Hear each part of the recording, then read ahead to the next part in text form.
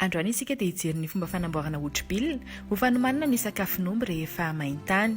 Ny otripilina dia fomba fitehirizana vilona anaty fanotrehana tsy tratrandrivotra. Ny katsaka no ampiasaina amin'izany ka noho izany dia atao kely ny elanelina rehefa mamboly azy mba ahafahana mahazo vilona betsaka.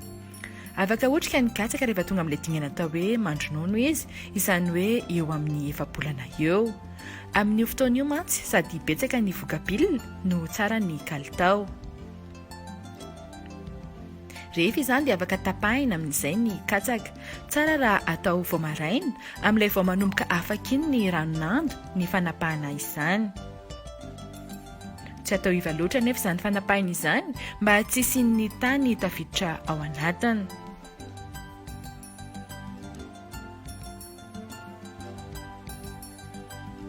Rehefa izany dia taterina any amin'ny toerana anaovana otripilina.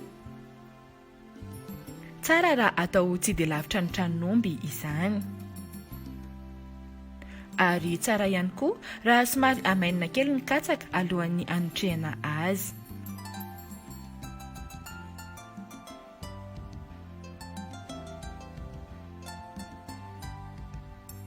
Tetehina madinika eo amin'ny 2 cm eo ny vilona. Izany dia mampivoaka aingana ny siramamy anatin'ny katsaka, mamotika ny voan-katsaka, manamora ny famatrarana azy ary manatsara ny fihinanan'ny omby azy rehefa avy eo.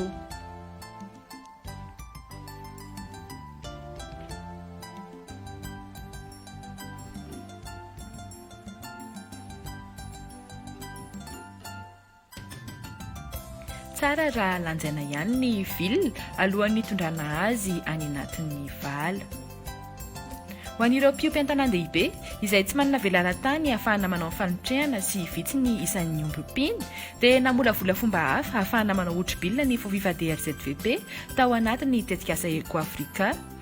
Izany dia atao anaty vala madinika vita avy amina labasy tsy idiran-drivotra ary mora idiana. Mila atao tsara fatratra ny vilona rehefa anao otripilina. Alefa tsikelikely isaky ny manampy vilona izany famatrarana izany. Tandremana tsara nefa tsy hisy potitany tafiditra ao anatiny izany. Manatsara ny otripilina ny fanampiana azy sira eo amin'ny 200 eo.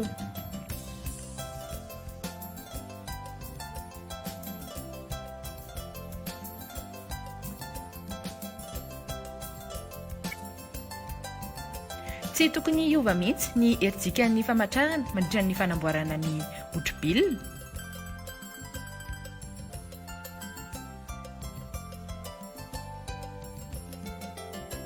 Ary tsy avela hisy rivotra tafiditra na dia kely aza mba hampandresy ireo lary laktika manoloana ireo laro hafa izay mety hisy ao an-toerana.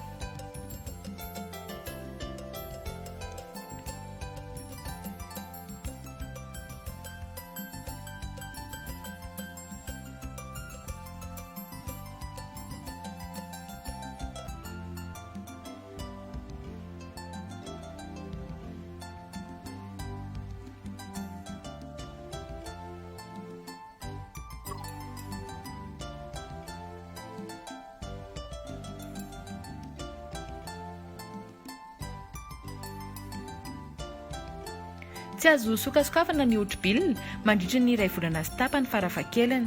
Izany fitehirizana izany anefa maharitra ama-taonana raha voafehy tsara ny dingana rehetra. Rehefa lasa ny 2 volana sy tapany dia afaka sokafana amin'izay ny otripilina.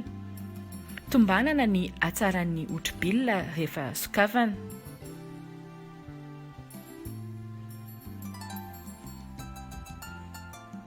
Tokony tsy miova ny paozin'ny vilona mandritra ny fanotrehana. Tsara izy rehefa mamoaka fofitoaka miaro siramamy ary manana lokom-bolontany. Ratsy kosa nefa ny otripilina raha toa ka miloko mainty na miloko mavo. Ary tsy fantatra intsony ilay vilona ny andohany. Misy bombongolo maniry. Maheno fofona vinaigitra na dobera masiso. be ranony izay afaka tombanana amin'ny lalan'ny famotserana azy amin'ny tanana. Rehefa potserina mafy ka mivoaka miratsana ny ranony dia tsy mety izy izay. Raha toa kosa nefa tsy misy ranony mivoaka dia tsara izy izay, kanefa tokony isy amandona mijanona ihany eo amin'ny tanana, raha tsy izany dia maina loatra izy. Rehefa izany dia afaka amahanana amin'izay ny hodibilina, ka rehefa mamahana dia alefa tsikelikely avy aty ambony arakaraka ny filana ny hodibilina.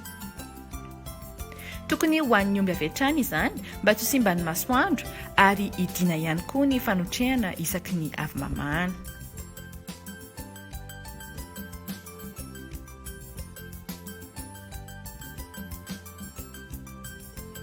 Misaotra anao nanaraka ny vidéo hatramin'ny farany. Raha tianao ilay vidéo dia asa diny manao chaîne manano mizara an'ilay vidéo. Ary raha toa kosa ianao manana fanamarihana na fanontaniana na fanazavana fanafiny dia afaka ataonao zany eo amin'ny commentaire na miantso anazy hatrany na ihany koa misy adresse mail akitanao eo ambanin'ny écran. Satria tompoko